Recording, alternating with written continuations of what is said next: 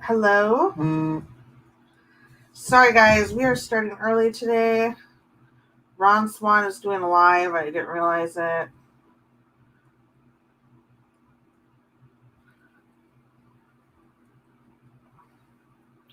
Is anybody here yet?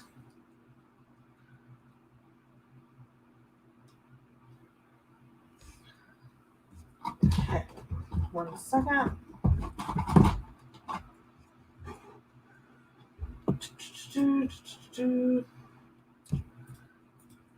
Start really big right here.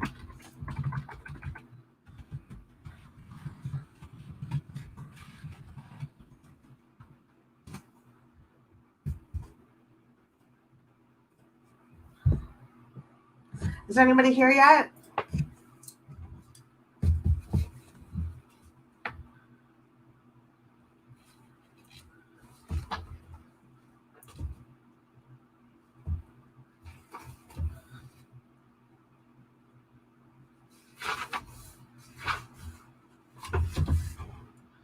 Hi, Susan.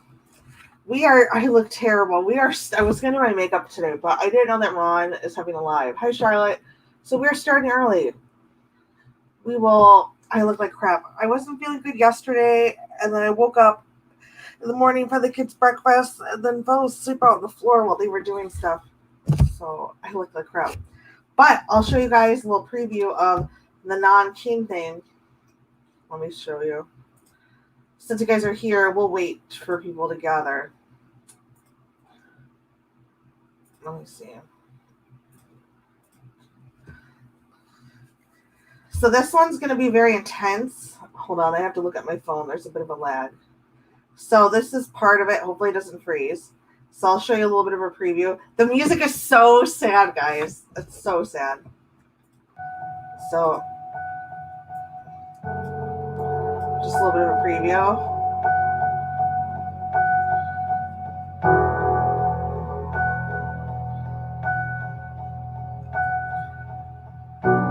I'm like building up the intensity. So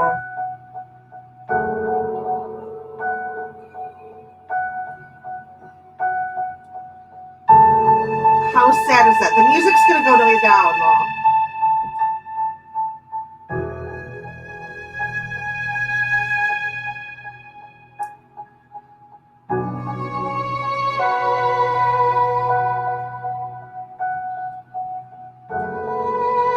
I'm just gonna show you like a little bit of it, and then I'll like go back.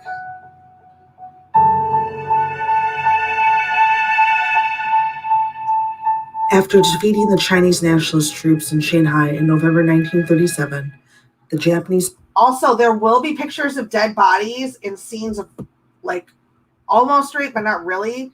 So it's not going to be for easy viewing. So like I have some videos in here too. In a big cave in a mountain, there were many refugees. That night, so there's going to be a lot of killing and violence for the Japanese troops had evolved. So there's a lot of violent pictures to be much higher, at around 370,000. The women, though, had it worst of all. Majority of the women in government-run pleasure stations, or basically. So there's to put even further insult to these horrific atrocities. It's definitely not going to be for like people. So definitely not going to be for people who are very sensitive to things. So as much as if you really want to watch it, I highly do not recommend watching this video. It should be out tomorrow or Sunday if you are not good with seeing corpses and talking about killing and rape of children and of women. So highly not recommended. So it was really a hard one to make. Really hard. So, but I think it'll be a good compliment when talking about war atrocities, especially the Japanese. So we'll try to go as far as we can because we only got a half hour till Ron gets started. Hi, Lou. So we'll start going. Again, pinned at the top of the live is like my tip thing. You don't have to, but appreciated. But let's get going, guys. So we just got done talking about Kaneko-san. We're going to talk a little bit about Stanley Milgram, which does his pilot experiments really explain like kind of the mentality, like how could evil men be told, well, how can men be turned into evil men being told to do something? So that's what we're going to be talking about right now. And then we're going to talk about another soldier story, Yuasa-san. In the winter of 1960, I better get my microphone. Woo-hoo. In the winter of 1960, Stanley Milgram began pilot experiments for a study on obedience, using as subjects male adults between 20 and 50 years old. They all lived in New Haven and Bridgeport, Connecticut, areas and worked in a variety of occupations. Subjects were given the role of teacher in a rigged teacher-learner experiment on memory. They were told by a fake doctor in a lab coat to shock a learner every time he gave a wrong answer. The shocks were to increase the intensity with such a wrong answer up to 450 volts, which read, danger, severe shock, XXX. As the experiment proceeded, the fake learner made increasingly desperate pleas to stop. The fake experiment insisted each time that the teacher must continue. Milgram asked 40 psychiatrists from a prominent medical school to predict the performance of subjects in the experiment. They predicted that most subjects wouldn't go past 150 volts, which nearly 96% of subjects would defy the experiment at 300 volts, and that at 450 volts, only 0.1% would obey. Astonishingly, 62% of subjects continued to deliver shocks until the bitter end of the experiment. So though these shocks were fake, the subjects weren't really getting shocked. The people that were told to do that were not aware of that. So when the teacher told them, you have to shock this person to a dangerous level of shocks, 62% of people kept shocking. And so in their minds, they thought they were hurting this person because the other person was an actor, and they continued to do that. And these are normal people that you would find on the street. When the teachers delivered the shocks, they did so with evident distress, stuttering, trembling, giggling nervously, sweating. Some gave lower than the required level of shock when the experimenter was not present. In versions of the study where the learner was visible, teachers averted their gaze when delivering shocks. Here's Milgram's account of one of the exchanges with a teacher who continued delivering shocks all the way up to 450 volts. 150 volts delivered. You want me to keep going? 165 volts delivered. That guy is hollering in there. There's a lot of them here, referring to the questions that remain to be asked. He's liable to have a heart condition. You want me to keep going? 180 volts delivered. He can't stand it. I'm not going to kill that man in there. You hear him hollering? He's hollering. He can't stand it. What if something happens to him? I'm not going to get that man sick in there. He's hollering in there. You know what I mean? I refuse to take responsibility. He's getting hurt in there. He's in there hollering. Too many left here. Geez, if he gets them wrong, there's too many of them left. Who's going to take responsibility if anything happens to the gentleman? The experimenter accepts responsibility. All right. So even though the person that's delivering the shocks told the person that was telling them to deliver it that this guy has a heart condition, he could die, the person still said go ahead with shocking. 195 volts delivered. You see he's hollering. Hear that? Gee, I don't know. The experimenter says the experiment requires that you go on. I know it does, sir, but he don't know what he's in for. He's up to 195 volts. 210 volts delivered. 225 volts delivered. 240 volts delivered. No, you mean I've got to keep going up with that scale? No, sir, I'm not going to kill that man. I'm not going to give him 450 volts. The experimenter says, the experiment requires that you go on. I know it does, but that man's hollering in there, sir. So the people that they chose to do the experiment kept saying, let's keep shocking him. Let's keep shocking him, even though they could see the person that was getting the shocks in absolute distress, even though they were just an actor. So Milgram's experiment is really important when it comes to understanding obedience in the human mind. So if you guys would like me to do like a little bit of a series on, I can do the Milgram experiment, and then I can also do one on the Zimbardo experiment. Those are really interesting when understanding how people abuse their positions of power, and how people can be good people can be turned into like obedient evil men just by the orders that they're given. I think that can help us in understanding. So throughout this process, the learner's shrieks of pain can be heard through the walls of the laboratory. Let me out! You have no right to hold me here. My heart's bothering me. Eventually, the learner stops responding altogether. And the video record of the experiment, you can see the teacher covering his face with his hand as he delivers each shock, calling out to the learner, "Answer, please. Are you all right? He tells the experimenter he believes something has happened to the man and asks to look in upon him. He might be dead in there. The experimenter refuses, and the teacher continues delivering shocks, very upset. You accept all responsibility, he asks. The experimenter does. The teacher continues to deliver 450-volt shocks until the experimenter finally stops the experiment. And the debriefing immediately after the experimenter asks the teacher if the learner could have said anything to make the teacher stop shocking him. The teacher seems confused, pauses, tries to redirect the conversation, but finally, as the experimenter pressures, answers no. When did the experimenter ask why, the teacher says, he wouldn't let me. I wanted to stop. The teacher comments repeatedly that he was just about to walk out. Remarking in amazement that an anonymous experimenter with no real authority could force adults to repeatedly inflict extreme pain on people shrieking in agony, Milgram wrote, one can only wonder what government, with its vastly greater authority and prestige, can command of its subjects. There is, of course, the extremely important question of whether malevolent political institutions could or would arise in American society. Now we're on to Yusa-san. When they got there, they were placed opposite 4 Chinese, and when the jailer, right before our eyes, fired 2 shots into the stomachs of each Chinese, and then 10 of us to each Chinese, wailing in pain.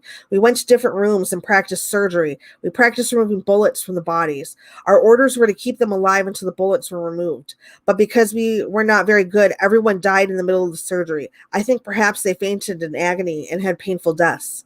And then I came over to the farmer.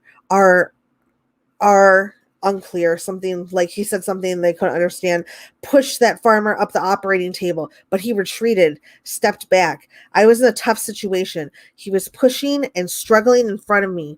Normally I would give off an aura of an officer, so I tried to show that dignity, the majesty, the majesty of an officer. But sadly, I didn't really succeed. But I tried to show everyone a good part of me and pushed him. I pushed him out.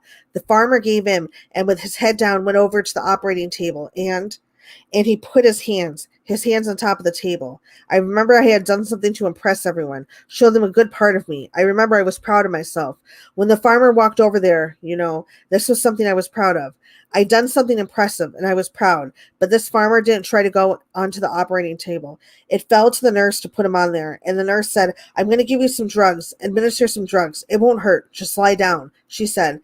The farmer, with his head lowered, didn't have much choice, so he lay down on the table. That young nurse then stuck her tongue out at the fresh-faced novice, me, as if to say, how do you like that? After the farmer lay down on the table,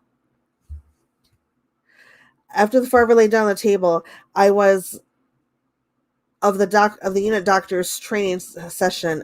We administered general anesthesia and put him to sleep. Then the 10 or so military doctors who'd come here split into groups of 5, and it was surgery practice. At the start, we did appendix surgery, and then intestinal sutures, surgery on the bowels, and limb amputation. We practiced all these things. I watched all of this, and I was driven by these urges. There were living material right in front of me, and there were machines as well. So to open that man's throat, there was a thing called a field mock surgery machine, a machine for slicing open organs, and we used that. But when we put it into the throat, blood, whoosh, all this red blood spurted out. It came out with the air. I remember that. And soon, after an hour and a half, we ended the surgery, and the troop doctors went back to the troop. Later, the sturdy-looking man who looked like a soldier was still breathing his last breaths inside the room. I would have felt uncomfortable putting the man, into a hole like that. So I used the general anesthetic, took it in a syringe, and injected it into his big arm. He coughed violently, and then his breath stopped. This is proof that I, 2 months after separating from my mother and father, had already become a full-fledged adult militarist. So this part is talking, this ex-military man named Yusa was a doctor, and they were talking about how they all just went in and started doing these surgeries, like what they did at Unit 731, on the Chinese civilians. And it's really powerful that just after 2 months, he accepted orders and started doing these insane surgeries on living people, like amputating, cutting open their organs, and then they weren't expected to survive.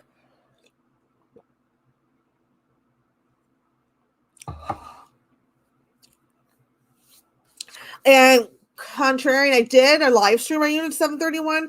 I might change it to an actual video. I'm doing one on Uncane, but Disturbing did a good one on Unit 731. This sort of surgery practice was conducted 4-5 times. At first, despite that, I felt disgusting. I was timid. The second time, I felt just fine. Around the third time, I took the initiative and planned everything out. One time, completely by my own idea. I trained 20 men this way, and I called the military police. Took one and showed him the surgery practice. I've done that too. I did this with new soldiers straight from Japan who hadn't adjusted to conditions on the front in order to imbue them with the right spirit for study, or together with the lesson in anatomy, to give them bravery. I planned it out. We had illustrations, dissection illustrations, and you know what they're called? Model dummies. But I chose vivisection. Vivisection is when you like perform dissection on living people, and of my own volition performed them. And this happened 4 or 5 times. And I remember we performed vivisections on 10 individuals.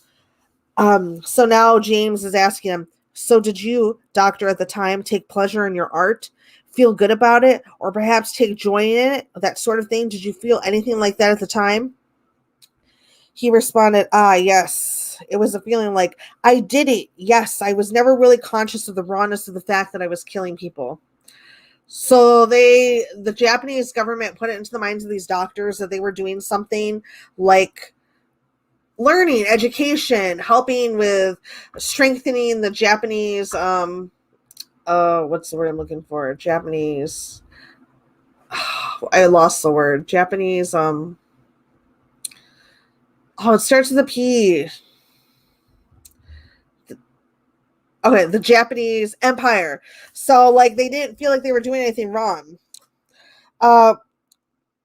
The problem of human rights pornography, Santon's horrendous car crash, is only one of the worries I have about this book. In this section, I'm going to talk about 4 others. Each has the structure of a paradox.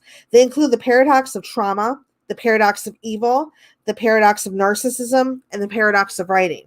First, the paradox of trauma. It is unspeakable, but must be spoken. What makes a traumatic event traumatic is, in part, the impossibility of making it comprehensible, which I kind of found trouble of doing with my show on Non-Cane, because like we're talking about 20 to 80,000 women that were raped in 6 weeks. They were raped and then cut into slices right after. So it's like, how do you make that comprehensible in a way that builds people an understanding to help that stop something like that in the future? It's like, how do you stop the desensitization and this kind of stuff and help it become like something that could do some good? Because obviously as human beings, no matter all of these tragic things that have happened, all these traumatic stories that we've heard throughout history, all the things that have been on TV, on YouTube, in our history books, we still have stuff like this occurring today. So obviously something's wrong. Obviously we're doing it wrong. I'm doing it wrong. People on YouTube are doing it wrong because we're not getting it. Whatever pain achieves, writes Elaine Scarry, it achieves in part through its unshareability, and it ensures this unshareability through its resistance to language. Describing her experience as a child of Holocaust survivors, Eva Hoffman explains that nothing so clear as memories were passed on to her. It was something both more potent and less lucid, something closer to enactment of experience, to emanations or sometimes nearly embodiments of psychic matter, of material too awful to be processed and assimilated into the stream of consciousness or memory or intelligible feeling. Her parents' chaos of emotion, she writes, shattered language, erupting in flashes of imagery, in the abrupt, fragmented phrases, and repetitious broken refrains. Medical research on post-traumatic stress disorder, PTSD, connects such difficulties in memory and communication to heightened amygdala activity and decreased activation of the hippocampus and Broca's area, areas involved in emotional regulation, cognitive mapping, and speech production. Carruth tracks this problem of intelligibility back to the nature of the traumatic event itself. She calls the core of trauma the delay or incompletion in knowing or even in seeing, an overwhelming occurrence that then remains an insistent return, absolutely true to the event. In other words, the event is such a deep shock, so impossible to process with the habitual categories of perception and interpretation, that it is in a sense never experienced by that person to whom it happens. The event overwhelms the act of experiencing.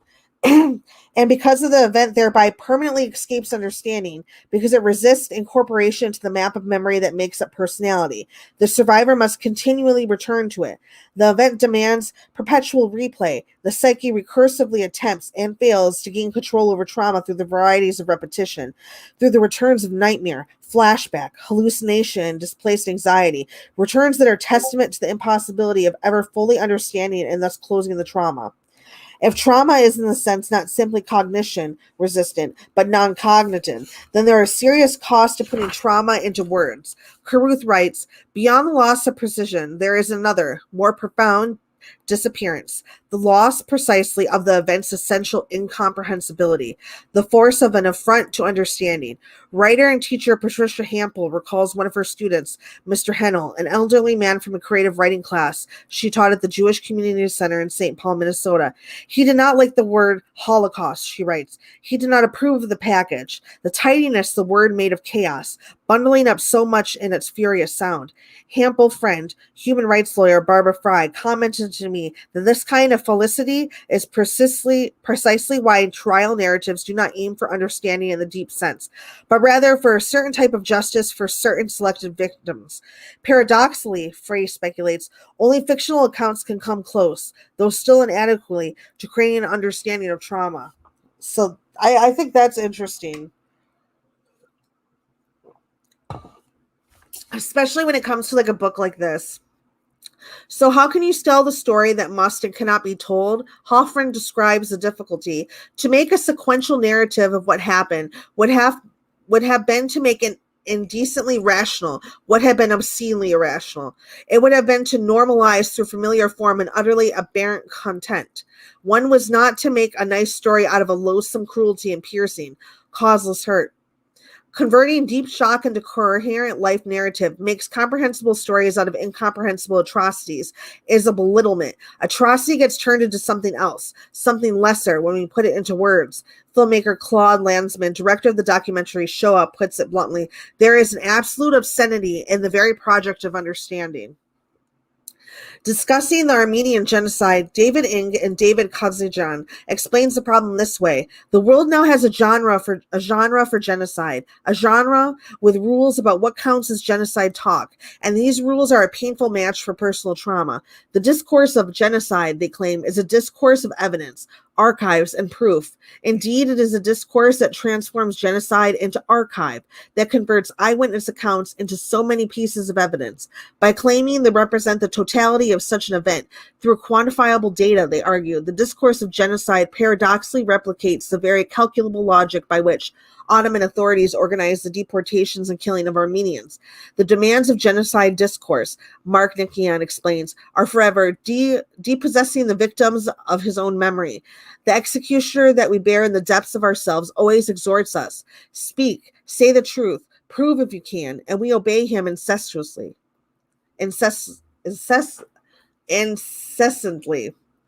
Recounting the Eichmann trial, Shoshana Fellman offers an illuminating extreme the testimony of Kazentik, who survived Auschwitz.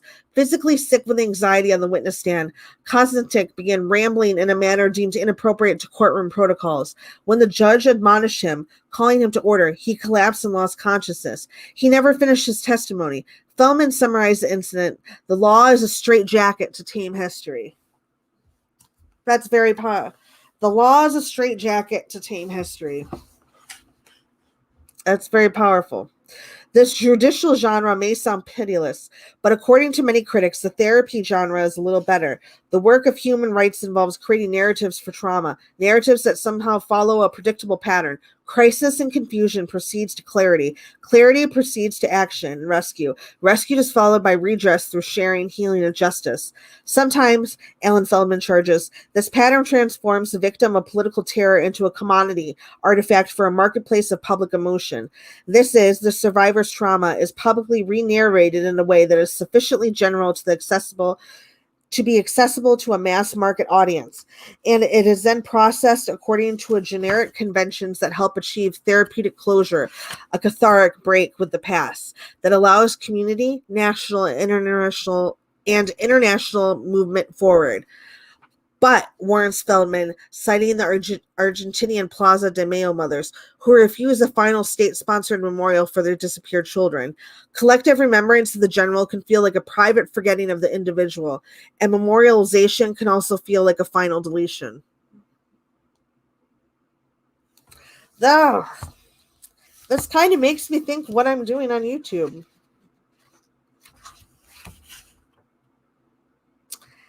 So do you guys feel like that outlook on talking about trauma and how we process it interesting? What's your guys' opinions on that?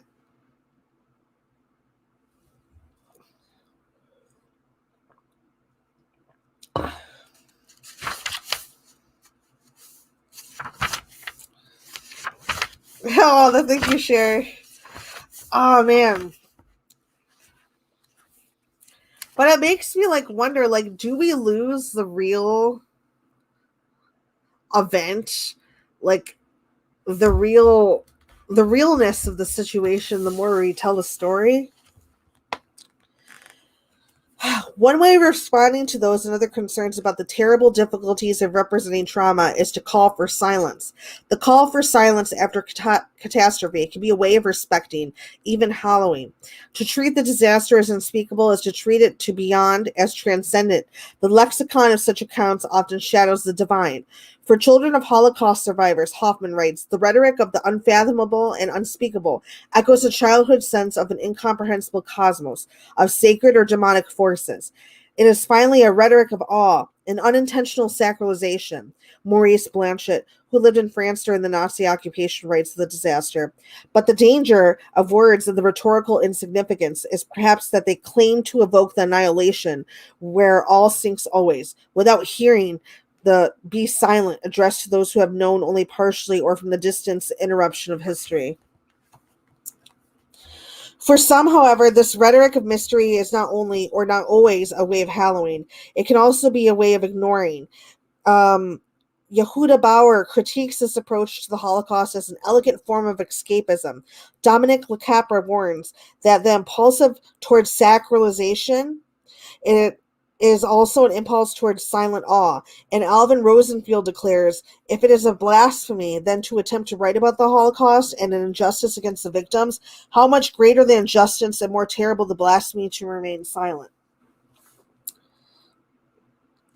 The language that's used most frequently in the popular response to something like Rwanda, or words like unspeakable, unimaginable, unthinkable, and in the case of Rwanda, those all struck me as words that ultimately were telling you not to speak, think, or understand. That they basically are words that get you off the hook and then in a sense give you a license for both kinds of ignorance, literal ignorance, not knowing, and ignoring. Those who favor the idea of trauma's unspeakability, despite such critics, often do so because they have an implicit ethical commitment to the idea that the survivor's experience is unutterably unique. If the trauma is literally untranslatable, then it can belong only to an individual. It is irreducibly personal. It cannot be converted to a version of the common. To adopt such a stance is to adopt a stance of care towards the survivor. But as many critics have pointed out, in the most extreme versions of such theoretical models, unspeakability and untranslatability can begin to function like indifferentiated and impersonal universals. Oh my God, this book has so many big words. Blah. Trauma increasingly seems like a singular event in an individual life than a concept of an event that transcends individual life. Trauma becomes a common pathological structure of experience. It is what it is, independently of political context, cultural history, family background, life experiences, and individual psychic makeup and therapeutic labor. Trauma is external to the individual, impenetrable by the individual. It therefore belongs to no one and can be transmitted across individuals and even generations. As one concerned critic writes, this way of thinking about trauma presents us a value, the unknowable particularity of the traumatic experience, but in the end makes particularity meaningless and makes trauma available to anyone, not just without recourse to painful experience, but without recourse to an experience as such. That which is intended to preserve only diminishes. Oh, this book and these words, man.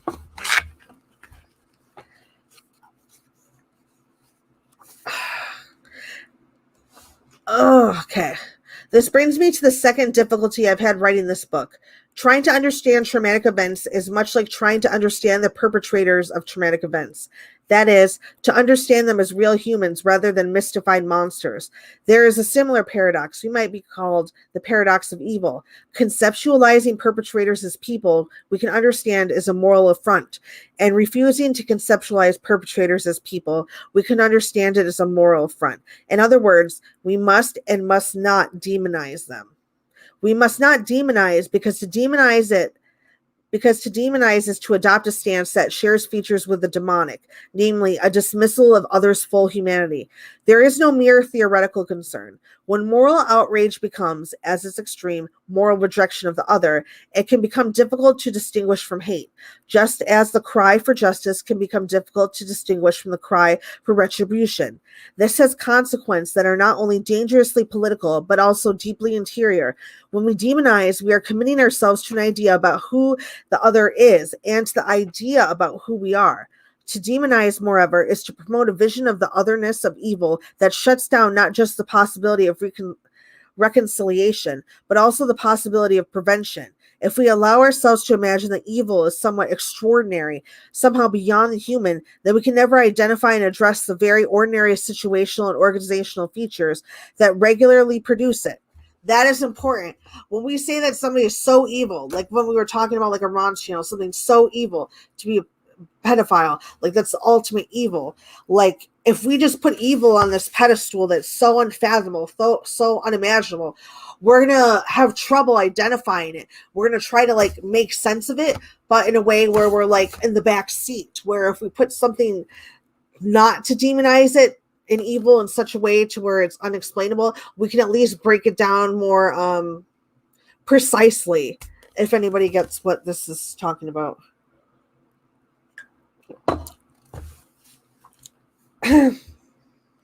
Where was I?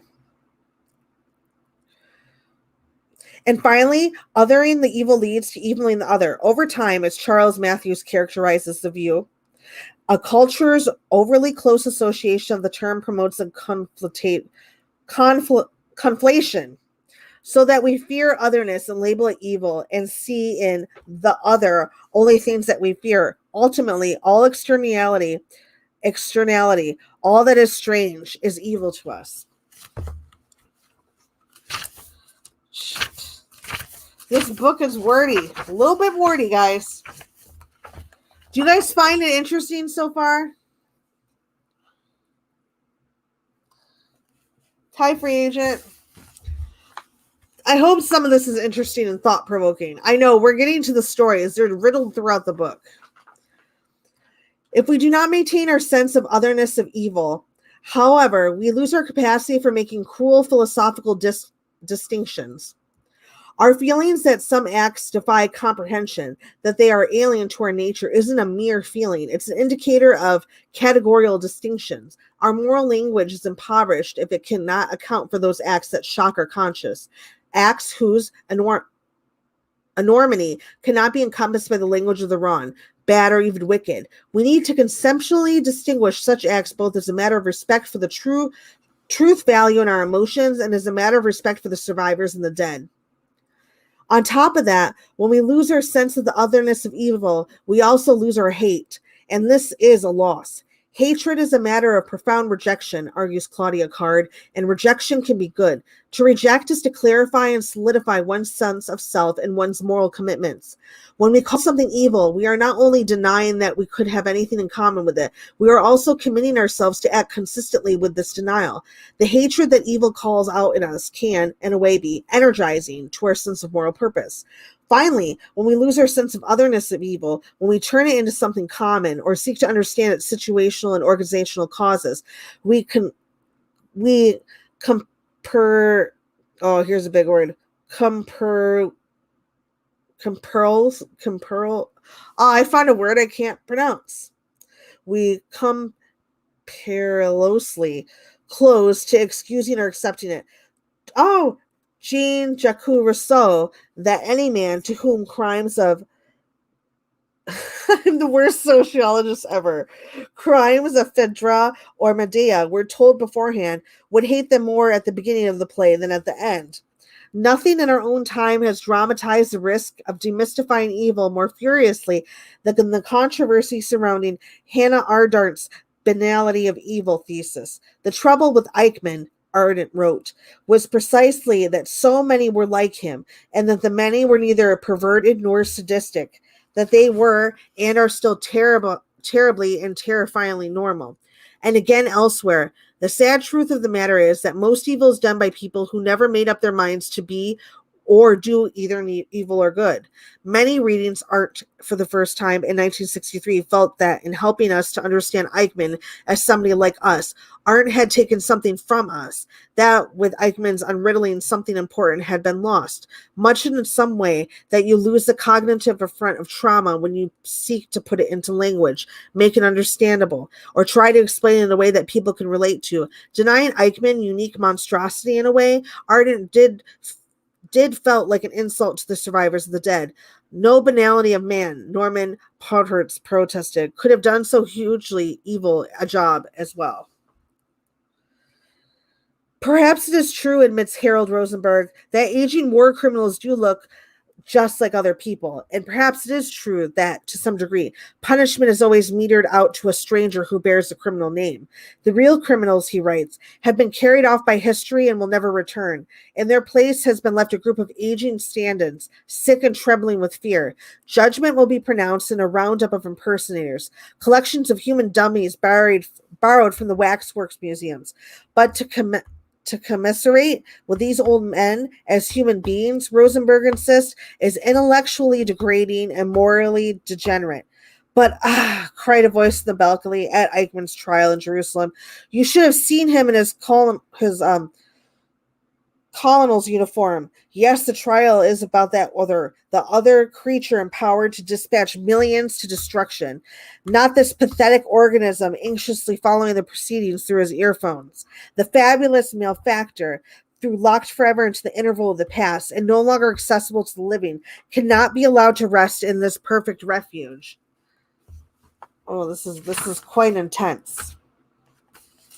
So imagine being some of the survivors of the Holocaust, being at those trials and seeing the men that put millions of Jews to, like, they just killed all of them, just being a regular person, like anxious and like nervous and crying up at the stand. And then you being a victim, a survivor in the background, and you having those visions of this powerful man that was not scared of anything and scared to put anybody to death. And now he's just some normal bloke on the stand. Like, imagining like that. Yeah, imagine that. Imagine that little bit of a mind. What is it? What's that word? Dichotomy. I think that is. Imagine that. That's just like nobody else will see the monster that you saw. So how do you verbalize that? How do you verbalize the monster that killed millions of Jewish people, children, women, when you have this wimpy guy on the stand? Like, how do you get people to understand that?